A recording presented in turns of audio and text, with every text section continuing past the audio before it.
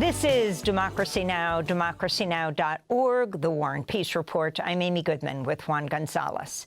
At midnight New York time tonight, Democratic Socialist Zohran Mamdani will be sworn in as mayor at a private ceremony at an old City Hall subway station, abandoned, under City Hall. He'll be sworn in by New York Attorney General Letitia James. Then at a public inauguration outside City Hall on New Year's Day, Mamdani will be sworn in by Vermont Independent Senator, Socialist Independent Senator of Vermont, Bernie Sanders, who is originally from Brooklyn.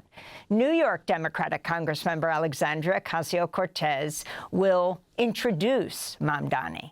Some 40,000 people are expected to attend an inauguration block party outside City Hall. Mamdani is calling it the, quote, inauguration of a new era. On Tuesday, he announced a number of new positions in city government. Steve Banks, former head of legal aid, will be his corporation counsel. He was also head of social services under Mayor de Blasio. Mamdani chose as his chief counsel Ramzi Qassem, former immigration policy advisor to President Biden, one of the lawyers for Palestinian activist Mahmoud Khalil. Tuesday's press conference took place at Elmhurst Hospital, one of the hardest-hit pandemic hospitals. Mamdani also announced he's chosen Elmhurst Hospital's first Latina CEO, Helen Arteaga, as his deputy mayor for Health and Human Services. He's also announced public education leader Kamar Samuels as his school's chancellor. This is Mayor-elect Mamdani. My sincere hope is that New Yorkers who have long felt on the margins of this city, the homeless veteran straining to survive, the patient searching for the care that they need, an immigrant trying to get by, will feel that they now have leaders in their corner who understand their struggles and care to fight for them. That is the city I want to build, the prosperity I intend to deliver, and the leadership that has too long been lacking. On Thursday, Democracy Now! Will live stream Mamdani's inauguration. It begins at 11, just opening music, and 1 p.m. Eastern is when he is expected to be sworn in. We'll be doing that at democracynow.org. On Friday's show, we'll air highlights from the inauguration. For more right now, we're joined by Grace Mausser, co-chair of New York City Democratic Socialists of America. Her recent piece for Jacobin headlined "Building Municipal Socialism in New York with DSA." Welcome to Democracy Now!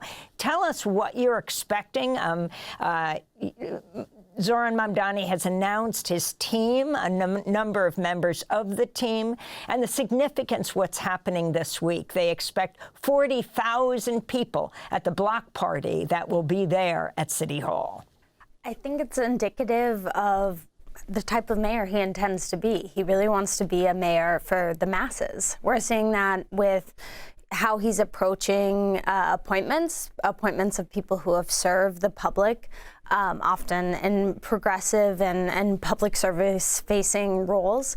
And we see it in how he's approached transition teams and speaking directly with New Yorkers, and with how he's approaching the inauguration, inviting 40,000 people, which is still, less than half of the number of people who signed up to volunteer for him. That was 100,000 New Yorkers. So we're seeing him embrace how he actually won, which is mobilizing tens of thousands of New Yorkers, and he's going to bring that ethos into City Hall. And Grace, I wanted to ask you, in the past, progressive or people's movements who have come to power in municipal governments often end up with their movement being effectively disbanded once the person comes into office. What are your hopes, or what are DSA's hopes for preventing that from happening this time, and how will that be done? We've learned a lot looking at past examples, like how Obama's volunteer army was disbanded after he became president. And we are working very hard to ensure that that doesn't happen this time. I think Zohran coming out of a mass movement like the Democratic Socialists of America is an auspicious start to that.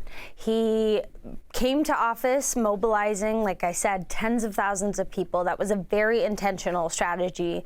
And those volunteers were not just canvassers, but they were in many respects strategists running important aspects of the campaign. That's how you scale to knock over 2 million doors. And we're going to, as DSA, as the Zohran administration, and as part of the broad coalition of groups and individuals that he's been able to knit together with his affordability platform, we're going to bring that same mentality into governance. I think it's really important that Zohran comes out of these movements, that we know he believes in these types of organizing tactics, and he's going to continue with that mentality as mayor. And of course, DSA, the outside groups that helped elect him, are continuing with these tactics as well. We know just getting a mayor into office, while impressive and very exciting, is not enough. We have to continue to keep pressure on establishment Democrats, on establishment politicians, to do things like taxing the rich to fund childcare. We know that's not going to happen without continuous outside agitation and outside pressure, and we are already working to do that.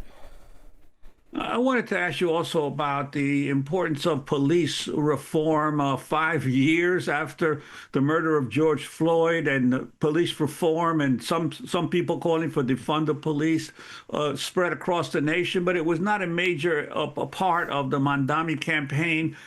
He did keep that as a police commissioner, Jessica Tisch, an heiress to a major American fortune. I'm wondering how you see police reform developing, and what will be the challenges Mayor Mamdani faces from the police department.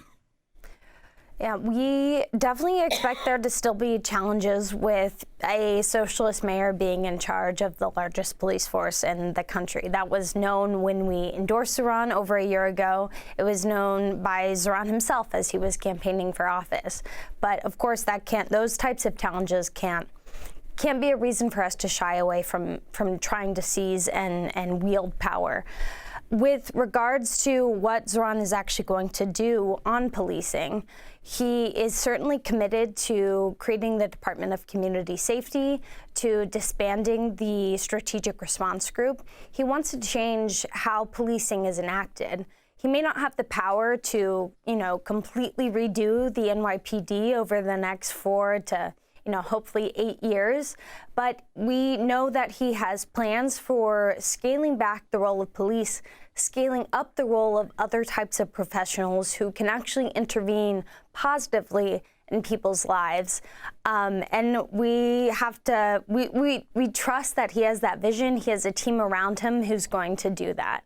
We, would have been great if there was a socialist police commissioner waiting to take over the role from Jessica Tisch, but I think many of your viewers are probably aware no such person, to my knowledge, really exists. So we have to work with what we have, with the constraints we're facing, and we know that abolition is a long-term goal. It's not something that we necessarily intend to achieve within one administration or even multiple administrations. And as we wrap up, Grace Mausser, you're co-chair of the New York City Democratic Socialists of America. I think it's important to explain what democratic socialism is.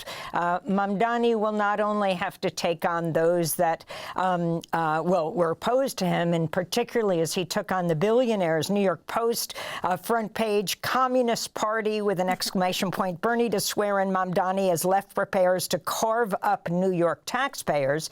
And on the other hand, you have Mayor-elect Mamdani talking about expanding universal child care, free under the age of 5, free buses, and freezing rent increases. Talk about why you organized around Mamdani.